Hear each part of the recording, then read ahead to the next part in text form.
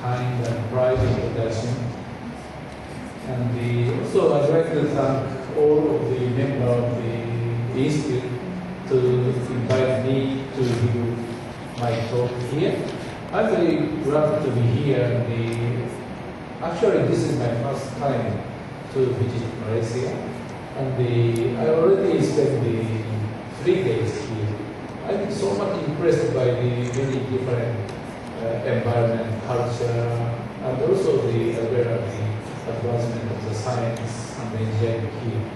So I still have to stay here for 1 week, and I'd like to talk with as many as possible, as many people as possible, because my main objective is not to have some discussion and the meeting with people here. And also I'm enjoying very nice food here, and I have no chance to visit my weight. Intentionally I'm swimming after coming back every day to the hotel.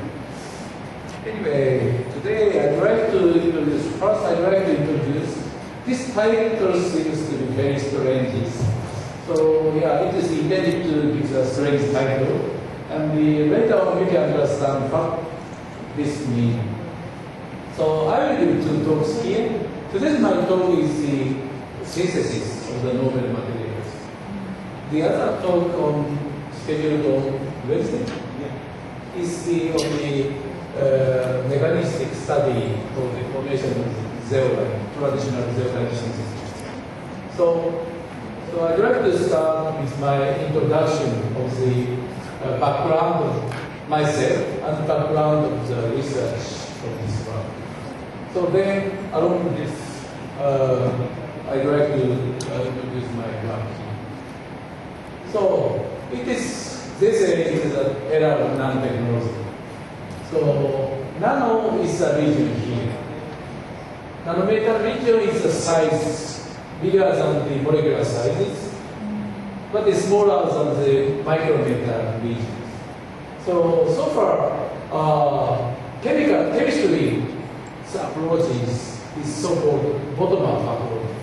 But still the upper limit of the bottom-up approach is around few nanometer scale. It is very difficult to synthesize the very complex molecules in the size of nanometer. For example, chiral molecules. Chiral molecules, still the upper limit of our knowledge of the synthesis is around a few nanometer scale. On the other hand, the top-down approaches, thanks to the top-down approaches, we could enjoy some iPod. iPod is a typical example. And the USB memory is also another example. In the very small sizes, we can memorize a lot of the information. So it is thanks to the top-down approaches, but it comes to some barriers. Now, so many barriers are happening just below the 100 nanometer scale. So now, traditional lithography technology is not applicable. Not only some resolution of the light, but also the material itself. Simple example is the insulator. So as an insulator, so far, silicon dioxide, SiO2 has been used. But right now, the size is less than 100 nanometer. So SiO2 acts as capacitor. Not only insulator, but as capacitor. So the leakage of the electric current is very serious problem. Any problem here in my voice? So now it's a time how to tackle this size region. This is the point of the importance of nanotechnology. Of course, in this size area, very interesting phenomena has been observed. For example, color of gold is this color, but the color of the gold in nano is this. Traditionally, this was used for the making some lead stained glass. This is so-called plasma resonance phenomena. And traditionally, this was already used for a long time. But now, in the non-size region, such a very interesting phenomena has been observed. So this is one good motivation. Just by changing the size, we can make color. Not necessary to make a new molecule. Not necessary to mix the cellular component. Just by controlling the size, we can make a color. This is a one good example. And I think another important point is if we can deepen the understanding of the nanoscale, we can control all of the scale ranges from the angstrom to meter size. I think this would be the most important for the study of the nanotechnology. This is my opinion. And I myself is a researcher working on mostly on nanoporous materials, nanospace materials. So I mainly work on the zeolite and also Mesoporous Silica. So of course the other interesting porous material is carbon. So I'm working on carbon nanotube, but my research focus is mainly placed on this zeolite, ranging pore size is just 1 nanometer, a few nanometer up to 10 nanometer, 10 angstrom. This is the range for zeolite. Mesoporous Silica's pore size ranges starting from 2 nanometer. Here is the missing link. This is the missing link. 1 nanometer to 2 nanometer, small but missing link. And the Mesoporous Silica's range is from 2 nanometer to nearly 10 nanometer.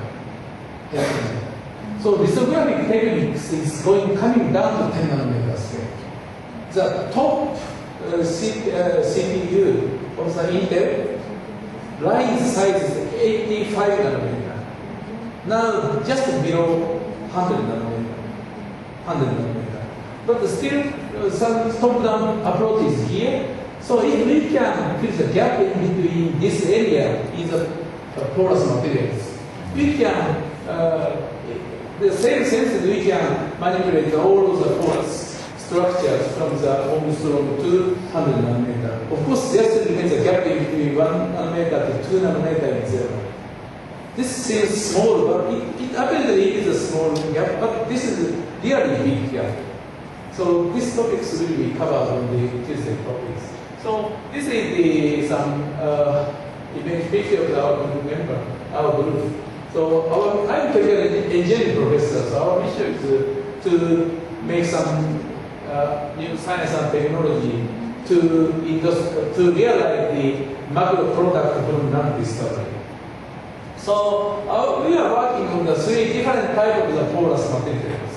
So first, smallest one is zeolite, next one is the Mesoporous Silica, and today's topic is the new type of Mesoporous materials, formed by the quite different novel manners. And so we are now working on the 3 different materials, and also we are also interested in several applications. So really, we are for zeolite. We are so interested in the applications of the zeolite as solvent, so-called Hydrocarbon Trap materials, automobile, unbound hydrocarbons emitted after the heating up of the engine emission. So in order to protect the emission, a solvent is now introduced.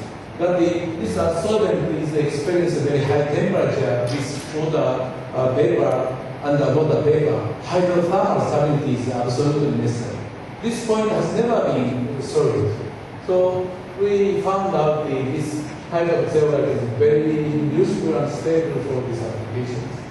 And also we found out a very novel simple catalyst without using no precious metal, no transition metal, just by combining some silicon, aluminum, oxygen, and alkali metal. We can make this catalyst from the sun and seawater, namely sun and seawater, by combining these materials. Sodalite is the worst zeolite because there is no big pore. Internal volume is filled by salt, so not useful for the solvent or catalyst, but we pay attention to this as a very stability and as a very basic and the hydrothermal condition. Then we found the very simple combination with a very practically useful pseudo-combustion catalyst for the diesel engine application. Already industry examining this stability, and we hope this will be industrialized very soon. This is very cheap material, and environmentally very benign without using transition metal nor precious metal. So this is our another interesting target. And the other target of this is previous two topics were for using zeolite. And this is the conventional Mesoporous Silica, but with a very small particle size. So my former postdoc, he is now professor of the Shanghai University in Shanghai, and he had interest in the drug delivery application. That we also pay attention to this particular application to the electrical and optical applications. And now also we are working with the company for the reflective index control. For your glass or some display, reflective index have to be controlled to take out the light from outside. Or even if enough light is produced, most of the light is reflected back. So energy is surely consumed.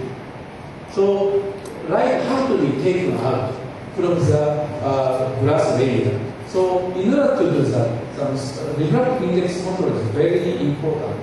So for this application, this is now this material is showing a very good performances. Now we are tackling on the industrialization of this novel material to the real market.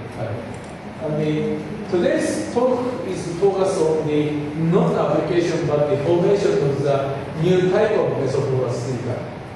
This is a pot size larger than the traditional Mesoporous Silica. So this, this pore size is aimed to over the 10 nanometer size. If it is over 10 nanometer size, we can apply this for the biological molecules, or several biological separation can be applied, catalytic application should be applied. So, why amino acid? As you might know, silica is a so-called rice for industry. Everywhere silica is already used. For paper, on this paper, silica is already coated, and without silica, our daily life is not realized. And so not only the traditional usage, but recently, for example, you might have some cell phone. In the cell phone, so far, this display was made with lithography techniques. Recent, very cheap techniques was used in silica. For the liquid crystal display, some electric field have to be homogeneous. So the distance in between two electrodes have to be separated very equally. So far, lithographic technique was used, but right now, very simple. Just spread the silica particle with a very homogeneous size, such as sphere, just spread, then sandwich. Particle size is very homogeneous. Just by such a simple way, it is possible to make very homogeneous electric field. Already, this technology is expanded widely. But right now, it is gradually replaced by the soft lithography techniques. Just stamp techniques. Stamp technique is coming to. Yeah. And also in the nature, you might know opal. Opal, this color is also made by the structure, order. Component of the opal is SiO2, amorphous silica. Amorphous silica should be transparent, but this opal show color. This is due to the diffraction. Because the opal, this is artificial, but opal, in the opal, silica is arrayed very regularly. So each domain shows each colors. So already in nature, structural color is already well known in the biological system and non-biological system. This butterfly, if you look this butterfly through like this. This is brown color. But if we utilize the refractive images, this is clearly seen very blue, strong blue color. And already nature utilized such some nanos interfacial effect to make the colors. And so far, already this such a spherical silica has been made in the wide scale by the alkoxides. Only two materials, latex, polymer latex, or silica. Two types of the sphere can be produced by synthesis. And in the case of the silicate cases, stable methods starting with some silicon alkoxide, is a hydrolysis precondensation is used. Very simple techniques. Very easy to reproduce this data. But unfortunately, it is very difficult to control the particle size. It's very controlled particle distribution. Below 100 nanometer distribution is very much broad. So industrial product for this spherical silica is around down to 100 nanometer. Below the 100 nanometer particle size is very much broad. Not very easy to apply to the practical applications. So in some senses, people have to pay attention to colloidal crystal. And in order to achieve the photonic crystal. So photonic crystal is the crystal to manipulate the photon. So in order to achieve the band gap, to make up some band gap for photon, such some crystal structure is necessary. So some physicists pay attention to this type of the sphere to make up some photonic crystals. But unfortunately, this approach does not work very well. Still, lithography techniques has been used to make some very precise control of the crystal structure in the industry. On the contrary, still our artificial synthesis technique for silica is in the stage of the particle formation. But nature, unfortunately or fortunately, our human body, we cannot utilize silica. Phosphate, mostly phosphate, bone, teeth, that's not non-silica, but in some marine sponge or diatom, some inorganic component are made from silica. And the very unique hierarchical structure has been already produced in the biological bodies. So in the biological system, only no solvent, no organic solvent, very simple aquarius system. And the pH is just around 7. No extreme condition.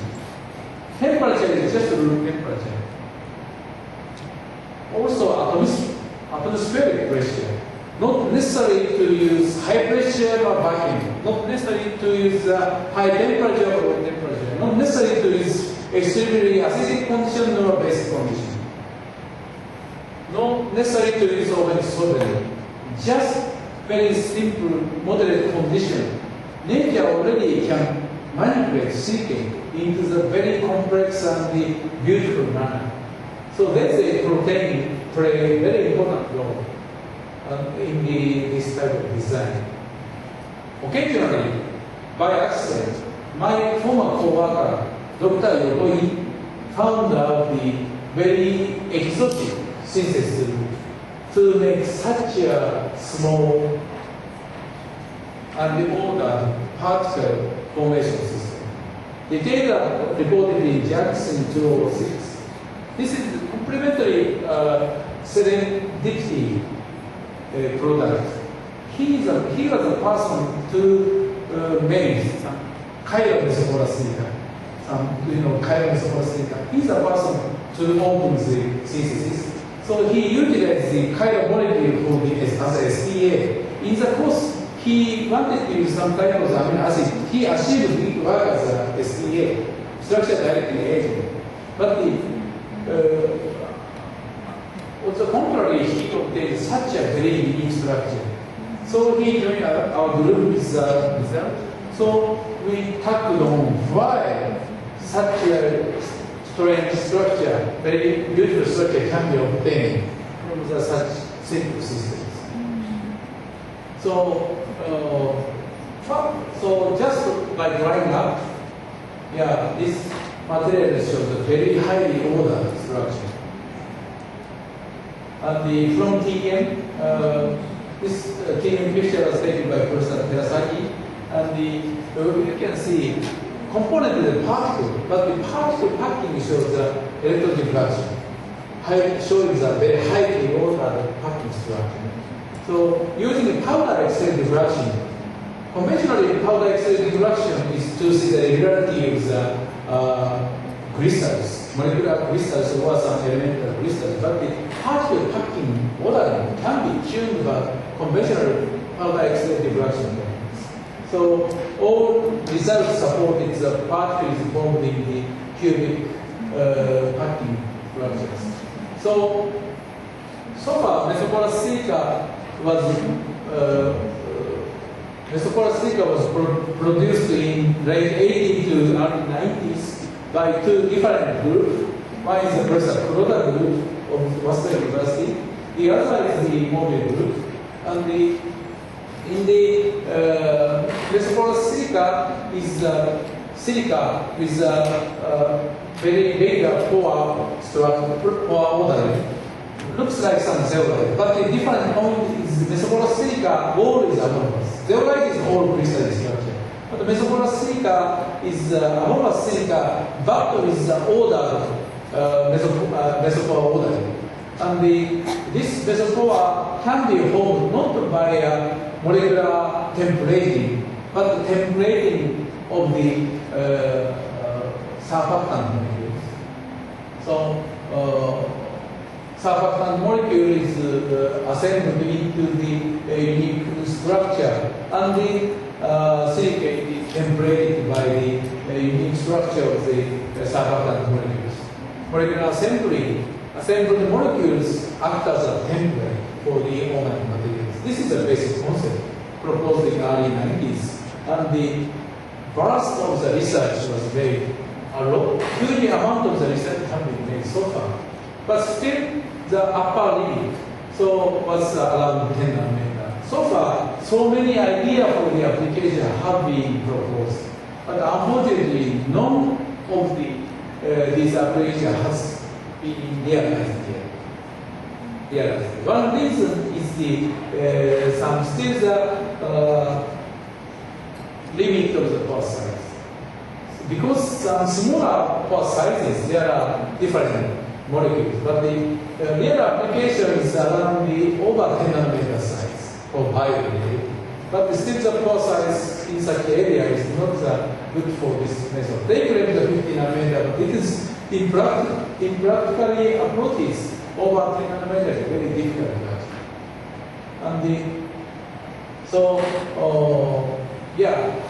this our approach is to this missing link.